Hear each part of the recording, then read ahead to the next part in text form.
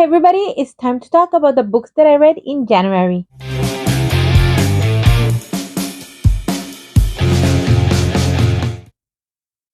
Hey everybody, my name is Sophie, the bookish floor. Welcome back to my channel. So today I'm trying out a new audio. Let me know what you think. And yeah, my microphone is somewhere in this Rumpelstiltskin dagger, and I actually have to put it really down in the dagger because if I put it really close to my mouth, it actually sounds incredibly loud, even though I'm trying to be as quiet as I can.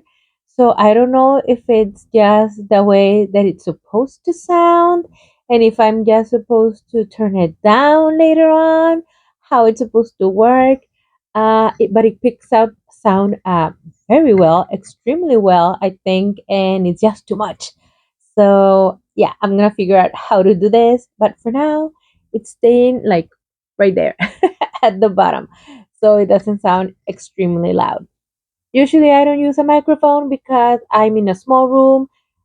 My cell phone is good enough to cover my audio, and my books work as an excellent buffer for noise. So yeah, I don't think I actually need a microphone, but I'm just trying one out to see if it sounds a little better. To you, let me know. I actually don't like using it a lot because I don't think I need it, but I'm just trying it out today, and you guys let me know what you think. Um, so yeah, let's see how this video actually turns out.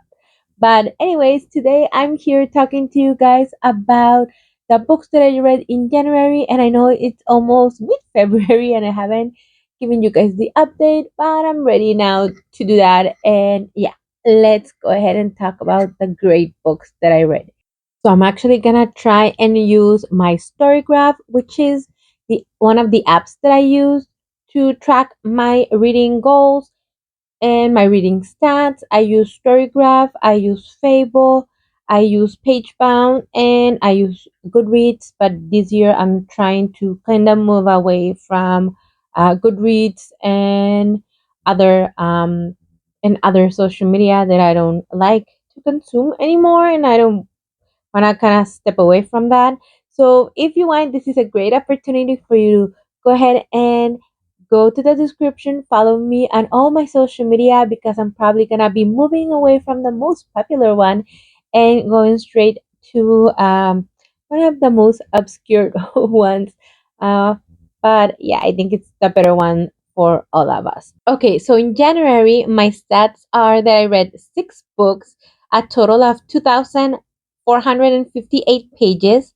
The average time to finish a book was 5 days, and my moods were emotional, reflective, dark, adventurous, tense, mysterious.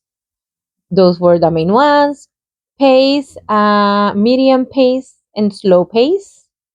The majority of my books had 300 to 499 pages. Fiction was the majority of my books, and my genres were classic, young adult, literary, historical, and then thrillers. My format was mostly audiobook and 33% print.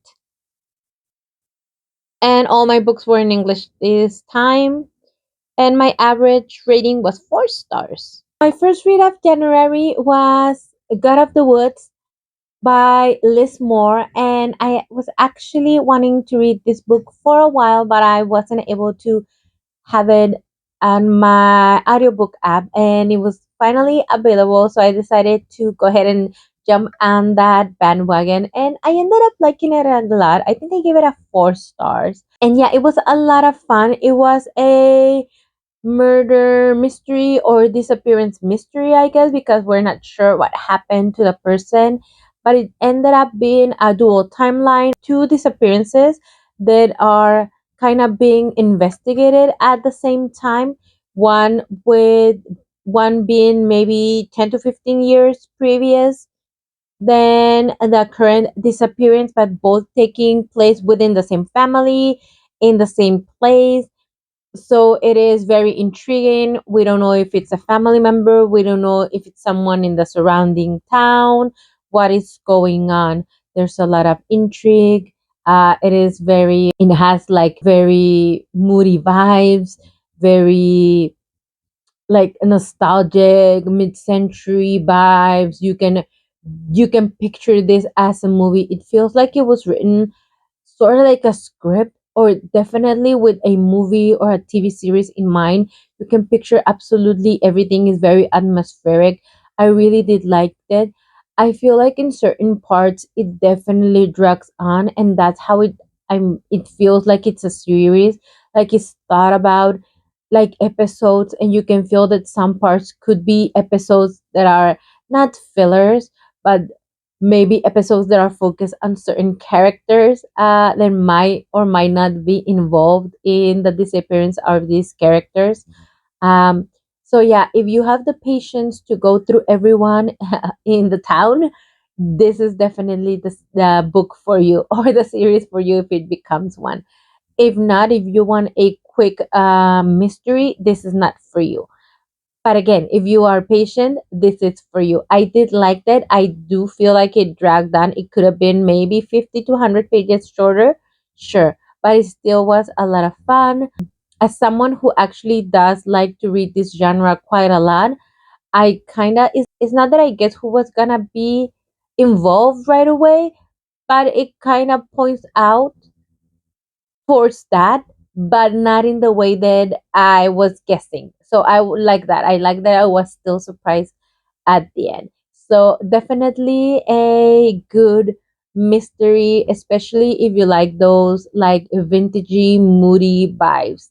Definitely something that you can picture in your mind. My second book was A Blazing World by Margaret Cavendish, I believe. And this is a book that was written in the 17th century, and this book was written by a duchess, and is believed to be the first science fiction book, or one of the first science fiction book. It is not completely accepted as one of them or the first one, because we know that Mary Shelley's Frankenstein is widely or most popularly believed to be the first science fiction book. But when you read this book, A Blazing World, it does have a lot of elements that could be considered science fiction, but also a lot of elements that could be considered fantasy. And obviously, by that time, there were a lot of fairy tales and things like that. However, there are other elements that are closer to science fiction. This is the story about a woman who is in a shipwreck, and they come into a land which is basically America. They're in the shipwreck traveling from Europe, and they land in this new land. I guess they shipwreck into this new land, again America, and they find these new people and creatures, and they're very much describing indigenous peoples. It could be a little problematic, yes. That's probably when it's probably not that popular, and is definitely of the time. It does reek a little bit of colonialism, yes. However, do you have to take it, admire it, and accept it as it is and justify it? No. However, I think that it is interesting because, again, she is a duchess, she is of higher class. um you have to see it from the point of view of who is writing it. That doesn't make it right, but you have to be educated also, in a sense that you have to put yourself in the shoes of, in the sense that you have to know who's writing it, why are they writing like this, what extremely short-sighted point of view they have, and why do they write this way. um and even in the writing, the way they that she writes the people, it is very, I feel like it is appreciating the culture and the people, although it is sort of putting them like a little fetishizing them. So yeah, all of those things, do they rub the wrong way? Sure, they do. Is it interesting to see it in a purely, is this the first science fiction text? Yes, it is. It is interesting reading it with those eyes. Um, and that said, so I do think that it's still an interesting read to experience. I do think that you still, again, like the all the literature that has come before, you have to be very objective. You have to know where it comes from. You have to know the narrow point of view that they had, and accept it for what it is, not justify it. Even if you do think that it's important to recognize it as one, a woman writing science fiction in the 1600s and the importance of that, still recognize the narrow mindedness of fetishizing indigenous people in um, a new continent that they're discovering, right? So yeah, definitely two two things can be two things can be true at the same time. So definitely a text that is interesting to read. And yeah, I'm glad I read it and I'm glad I have knowledge of it. I still think that it's very interesting. So yeah, if you want to go check it out and form your own opinions on it, go ahead, and I would recommend that you do so. My next book was my favorite of the month. My next book was Jane Austen's Bookshelf. And this book, I took my time with this book. That's why my average reading time went up so much, because this book is a nonfiction book of the books that Jane Austen probably read in her time. The author of this book is Rebecca Romney, and what she did, she is a rare book collector and seller. And what she did is study Jane Austen books, and she saw the influence and the mention, obviously, of other books within her book, and maybe similarities in the text, whether it's quotes that she knows that are already quotes from other books that she repeats, or mentions of other books in within her books, or even letters that she sent to family members or friends, where she mentions authors that she has read. So she studies all of those authors, and she goes chapter by chapter. She mentions each of those authors, and she gives us a biography of those authors, and all female. And then she gives us her, obviously, most influential work, but she tells us her stories and how they came to be authors, what they had to go through, the relationship between them, how some of them knew each other, how some of them didn't, how the male perspective influenced them, influenced their popularity or not, how it influenced their demise or not. It's so interesting. It made me automatically add so many of them into my TBR. Women that I already knew, like Mrs. Radcliffe, women that I had no idea of, that I immediately went and looked for.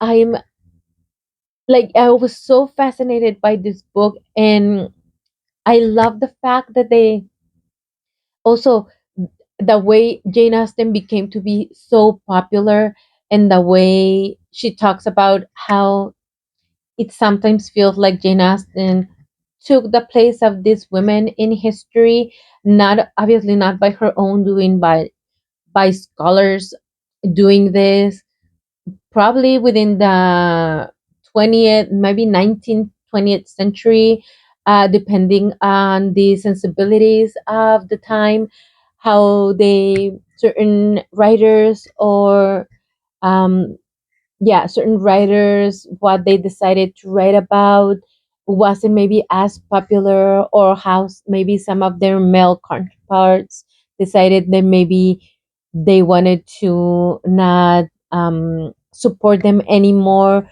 So some of them, again, uh, fell of popularity, and then Jane Austen kind of sort of became popular that way, and she became known as the woman in literature when it came to British literature, and all of these women who came before her, who influenced her so much, kind of faded away. So it is so important. It is so enlightened.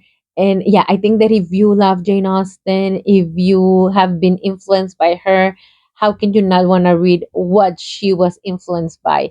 So yeah, definitely, I would suggest one, pick up this book. You're gonna learn so much about different writers, but also about rare book collecting, about other writers, about how the popularity of authors varies, and it has sometimes nothing to do whether they're good or bad writers, but whether again the sensibilities of the culture changes, whether it is convenient or not for them to be popular, different things. And yeah, it is such an interesting study on society and popularity, and different things. So definitely pick up this book. I would highly, highly recommend it. And I think it was my only 5 star of the month. Okay, my next book that I read, and I think it's also my another 5 star, is A Tree Grows in Brooklyn. And this book is completely different from what I imagined. I have seen it all over the internet, but I don't think anybody that I have seen talked about it either actually read it. I think I've seen people add it to their TBRs, but I don't think I have actually seen people read it and review it, because I got it because I saw people talking about it, and then when I read it, I thought it was a book about people in the 60s living in Brooklyn. That's how I expected it from all the people talking about it. Once I got it and once I started listening to the audiobook, I realized it's about people living in Brooklyn, in the early 1900s up to 1918s, something like that. And so immediately I went back, like, to do some research online. And yeah, it was published in the 1940s, and then it had a resurgence in the 1960s with the anniversary of the book. And then right now with another big anniversary in the 2020s, it kind of had another resurgence. So I guess that's why people liked it, and I guess people in the 2020s kind of saw the first big anniversary from the 1960s, I guess, and a lot of the copies or the images running, or seen online are from the 1960s version. So I guess that's the confusion, maybe, of the book being published in the 1960s, or the images presented are from the book in the 1960s, and that's why I believe it was a book from the 1960s. Um, so yeah, I don't know if it was a me error or if people are just as confused as I was, or that's the confusion online. Anyways, it was still an awesome read, and I was happily surprised because this is a book about poverty. This is a book about people who are living in poverty in Brooklyn in the 1900s up to 1918, and this is a family with a daughter and a son, and how they have to live. This is a family regular life in Brooklyn, and what they have to do, from taking tin and selling it, to the mom taking out jobs, the father who has a drinking problem and cannot handle a steady job, the mom who has to carry that and has to constantly be working and supporting the family. The mom has also two other sisters. And they also tell the story about the sisters, one of them who is constantly getting married, which is not celebrated in those times. um, how also, because they are living in poverty, and obviously is the early 20th centuries, women's right to women's autonomy to women's reproductive issues, and even rights are very different.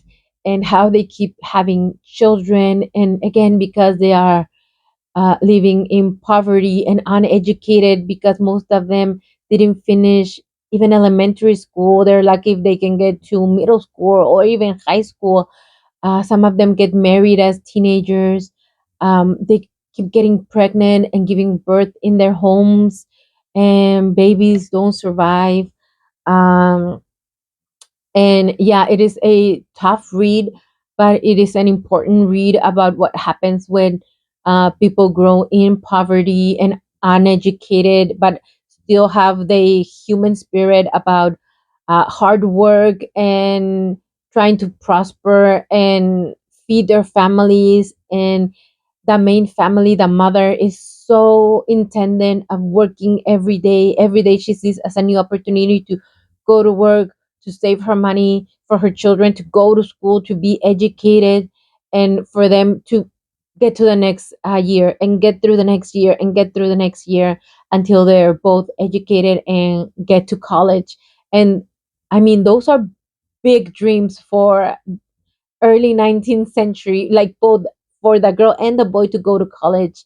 Um, it is amazing. And when you read that book, you realize that it could be any family in any country, in any town, and of any race, anywhere really. And put it right now in like even in the United States, and just move it, because Brooklyn, we understand right now that Brooklyn is not like that anymore. Just move it to another borough, and it's gonna be the same thing. Just move it to another borough, and you're gonna give it obviously another culture, and it's gonna be the same story. Or move it to another city, and it's gonna be the same story, because those stories are still going on everywhere. We're not far from those stories in the world, not just in the US, in the world. And that is so heartbreaking, because I think anybody that reads this book can recognize a town, a community in their city, and that is heartbreaking. Heartbreaking, the fact that 100 years later we still have communities living like this. So yeah, I think it is an important read for everyone, and yeah, I think it also talks a lot to the power of perseverance, uh, to the power of education, and man, to the power of mothers out there doing what they have to do to survive and to uh, take care of their children. That was amazing. Like that was such an amazing book. Uh, so A Tree Grows in Brooklyn. Go read that book. Okay, and then my next book that I read in January is a little bit different. I needed a little bit of a cleanse after A Tree Grows in Brooklyn, because it was a bit heavy. So I decided to read Bridgerton and read Enough from a Gentleman, which is book number 3 in the Bridgerton series, because season 4 of Bridgerton was coming out and is based on that book. And yeah, it was coming out in a week, and I decided to read that book. And those books, I mean, if you know, you know, those books are silly, goofy time of the Regency, not Regency accurate at all. You have a lot of Do they have a lot of things that are problematic? Sure. Are they Regency problematic? No. I already realized that books are not Regency problematic, especially after you listen to like Jane Austen bookshelves. There's a lot of things that you realize from reading Jane Austen bookshelves that are going on, like shenanigans, and they are spicy in the Regency era. But like the problematic issues that are in Bridgerton have nothing to do with Regency and have everything to do with 2000 culture, like 2000, early 2000 culture. So if you were in your teens, early 20s in the 2000s, and you know that toxic culture of males and what they were expecting women to be, to do, and all that, yeah, I think that's more prevalent in these books. And you can tell because they were written in that time. And yeah, I feel like that's what it is more than Regency expectations. So, I mean, but still, it's still a goofy time. Is if you can ignore that part because we have already extracted all that from our brains and we can see it, recognize it as toxic culture that we are not accepting anymore. You can ignore it and have a fun, goofy time with the Bridgerton people. And yeah, that's what it was, a fun, goofy time palette cleanser. I do have to give it to Julia Quinn. I feel like every book gets better and the problematic stuff get a little bit less. I feel like the fat phobia is still there. Like I don't, well, I do know why. Again, early 2000s culture is still there. Um, but I think it's only like one or two lines this time in this book, not like book four with Penelope. Definitely not like that. I think it's one or two comments in this book, and that's about it. And then there's like an assault scene that is not. It's an attempt, so trigger warnings for that if you don't want to read that part. And then that's it. That's the only two things there are in the book that are really like problematic, that are not necessary, and that you could have changed it. And then obviously, if you've seen the series, we know the thing that Benedict did. That as he asked Sophie that they could have, he could have done something else. But I mean, those were the choices. What can we do? Uh, anyways, that was Bridgerton. Again, fun goofy time. Do I recommend it as a palate cleanser if you wanna think about something lighthearted and clear your brain? Sure, go ahead and read those books. Okay, and then my last read for January, which I don't want to say put me in a reading slump because I am already reading something else, but man, it took me also forever to finish, was Vespertine. And I'm really sad about it because I do like it.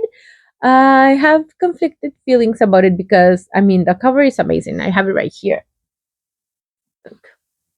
I mean, look at this cover. Isn't it amazing? It goes perfectly with my dagger. Um, the cover is amazing. The vibes are immaculate. I mean, it's a nun. Like right from the beginning, you start in a nunnery, and the nun has just gone rogue. There's been an attack, and she has like yeah, gone rogue and attacked so many people and like destroyed so many people. And some of the nuns are scared, and others are like, whoa, what happened to our friendly nun? What is going on? Is she possessed or what?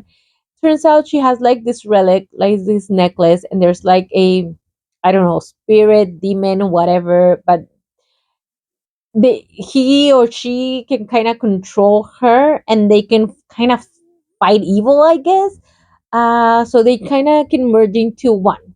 But that entity or whatever is in a relic, in like in a necklace that she puts on, and they sort of combine powers, I guess. Um, and yeah, so she can turn into like a superpower nun. So that's kind of cool. And but because she does that, she's like a Vespertine. Is That's what they're called? They're called Vespertine, and people are kind of looking for her, and she has to travel and go to different places and stuff like that. And then that's what it is. The rest of the book, she has to travel.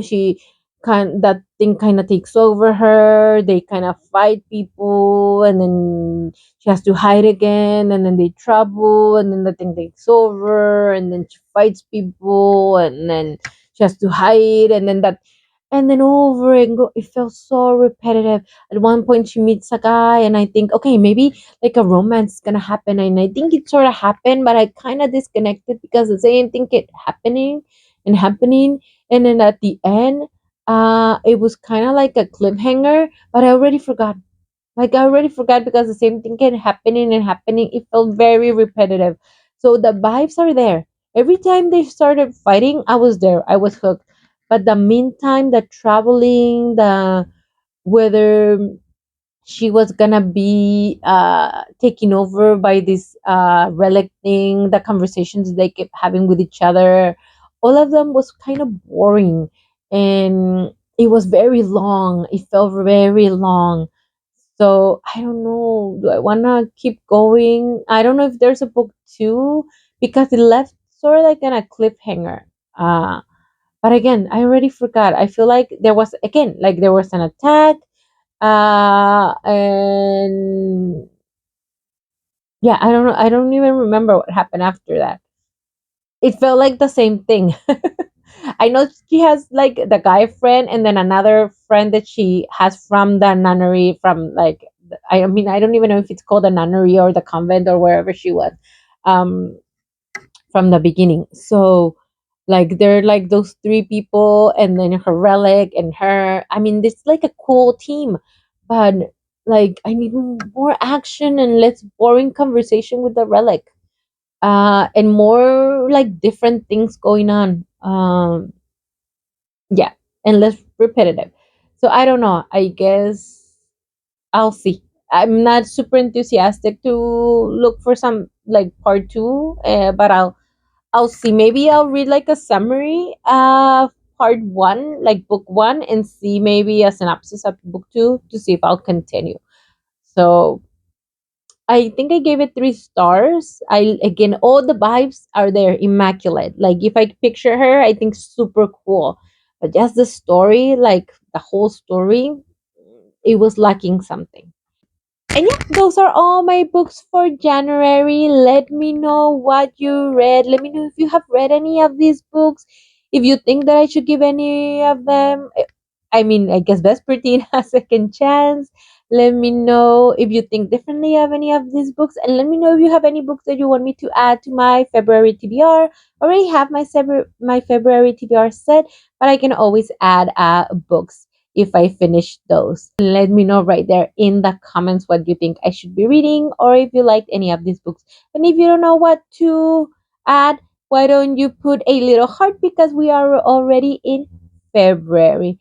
And just remember, if you like this video, go ahead and like, subscribe, comment, share, do the bell thing. I really do appreciate it.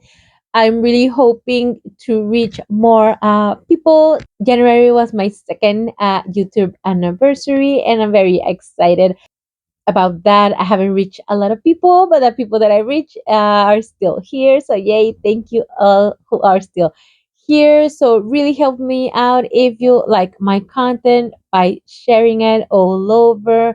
I do appreciate it. I know that my content is a bit niche and I don't do a lot of all the popular things that are out there, because I really do want to stay true to who I am and not just do things for the sake of doing them. So if you like what I'm saying, please share it. It really helps me out a lot. So thank you very much. Remember to keep reading and keep blooming, and I'll see you on the next one. Bye.